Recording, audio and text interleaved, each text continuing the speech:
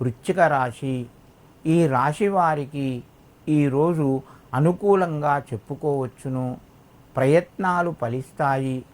ధనపరంగా కొంత ఊరట లభిస్తుంది. మీ యొక్క పాత మిత్రులు, కొత్త పరిచయాలు ఏర్పడే అవకాశం ఉన్నది. ఇంటి లోపల సంతోషంగా గడుపుతారు. కొన్ని సందర్భాల్లోపట మీ యొక్క సలహాలు, సూచనలు ఇతరులకు చాలా అవసరం ఉంటుంది. మీరు ఆలోచించి వారికి సలహా ఇవ్వండి, మేలు జరుగుతూ ఉంటుంది.